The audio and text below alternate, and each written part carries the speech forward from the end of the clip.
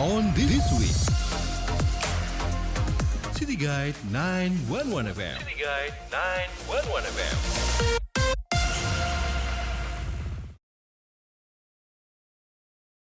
City Guide 911 FM, your City Guide Radio. Halo kawan, senang sekali kembali menyapa Anda. Saya Nisa Fisnani. Hari Minggu ini di program On This Week, edisi 8 Januari 2023. Saya bakal memberikan beberapa berita yang sudah dirangkum oleh tim Newsroom City Guide FM, baik itu dari Malang maupun dari beberapa daerah di Jawa Timur. Kita bakal langsung geser ke berita pertama yang sudah dirangkum oleh tim Newsroom City Guide FM. On this week, City Guide 911 FM. City Guide 911 FM.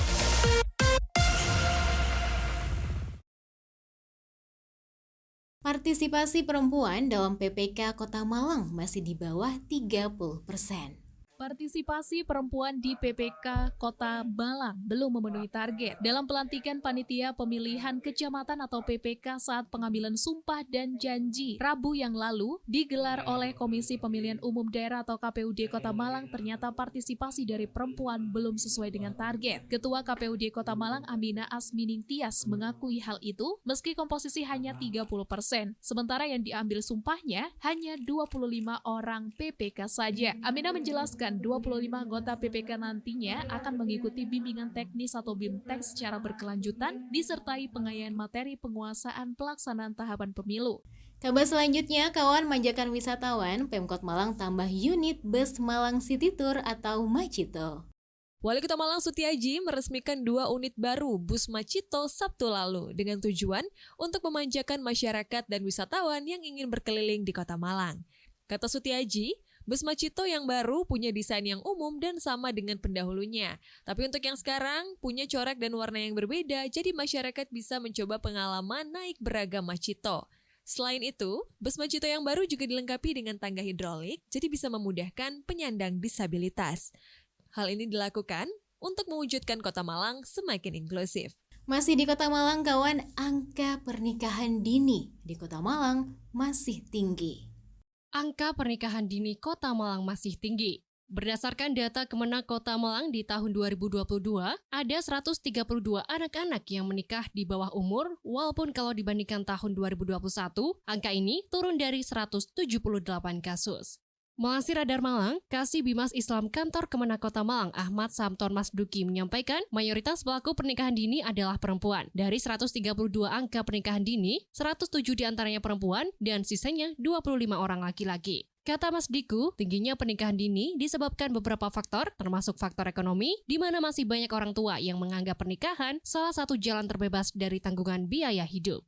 Mulai 3 Januari 2023, tarif tol Pandaan Malang mengalami penyesuaian. Senin 2 Januari 2023, pada City Guide FM GM Operasi PT Jasa Marga Pandaan Malang, Indrawan Agustono menyampaikan, mulai Selasa 3 Januari 2023, jam 00 waktu Indonesia bagian Barat, pihaknya memberlakukan penyesuaian tarif tol di ruas tol Pandaan Malang sesuai keputusan Menteri PUPR.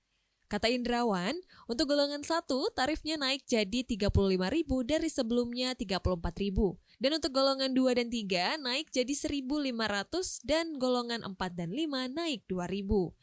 Indrawan juga menyampaikan penyesuaian tarif tol sudah diatur dalam pasal 48 ayat 3 Undang-Undang Nomor 38 Tahun 2004 tentang Jalan dan pasal 68 ayat 1 PP Nomor 15 Tahun 2005 tentang Jalan Tol dengan perubahan terakhir pada PP Nomor 17 Tahun 2021. Ya kawan, saya geser ke Tulung Agung karena kurang dari target KPU Tulung Agung perpanjang perekrutan PPS. Sebagai bagian dari tahapan pelaksanaan pemilu, KPU Tulung Agung membuka pendaftaran petugas panitia pemungutan suara atau PPS sejak akhir Desember kemarin. Nantinya mereka yang menjadi petugas PPS akan bertugas menjalankan tahapan pemilu di tingkat desa. Proses pendaftaran PPS ini dilakukan secara online. Sampai saat penutupan pendaftaran, ada lebih dari 3.900 pendaftar yang membuat akun di aplikasi. 2.700 sudah mengumpulkan dan melengkapi berkas pendaftaran. Meskipun jumlah pendaftar banyak, tetapi dari jumlah tersebut, ada 25 desa yang malah tidak memenuhi kuota pendaftaran. Kondisi inilah yang kemudian membuat KPU Tulungagung melakukan perpanjangan masa pendaftaran. Dengan target kuota pendaftar dari 25 desa tersebut terpenuhi. Ini seperti dikatakan Muhammad Amarodin, Divisi Sosdiglih Parmas dan SDM KPU Kabupaten Tulungagung. Kemarin sudah mulai tanggal 31 sampai hari ini tanggal 2 Januari ada perpanjangan 3 hari yang dilakukan oleh 25 desa. Jadi salah satu bentuk yang kita lakukan adalah jemput bola. Nah itu kita juga ada nomor kontak HP-nya kan. Nah kita kontak kendalanya apa dan sebagainya. Ada beberapa mereka yang hari ini terakhir akan mengupload berkas. Dari Tulungagung, Reni Vita melaporkan. Kabar terakhir kawan datang dari Bondowoso. KPU Bondowoso tegaskan tidak ada intervensi dalam rekrutmen PPK.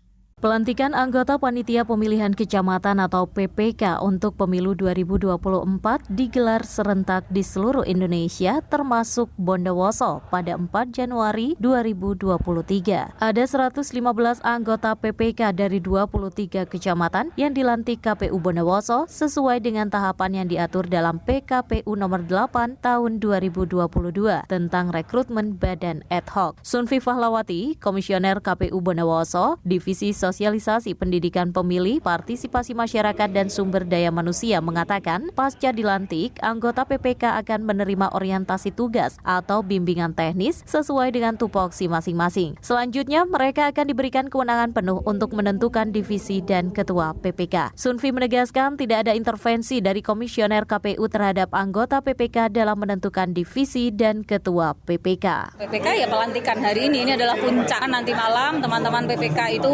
menerima orientasi tugas atau bimbingan teknis sesuai dengan tupoksinya masing-masing. Sebelumnya mereka juga akan menentukan divisi dan ketua. Nanti masing-masing komisioner akan memberikan orientasi tugas sesuai dengan tupoksinya masing-masing. Mulai dari ketua dan semua divisi. Ditentukan, diserahkan ke masing-masing kecamatan. Boleh aklamasi ya, kita serahkan sepenuhnya ke mereka. Kita sudah terima beres siapa ketua dan divisi-divisinya. Ada intervensi dari teman-teman komisioner. Dari Mahardika FM Bondowoso, Dewi Karya melaporkan. Nah kawan, itu tadi 6 berita yang sudah dirangkum oleh tim Newsroom City Guide FM untuk On This Week edisi 8 Januari 2023. Nantikan berita selanjutnya kawan di program On This Week. Saya Nisa Fisnani, sampai jumpa kembali. On This Week, City Guide 911 FM. City Guide 911 FM.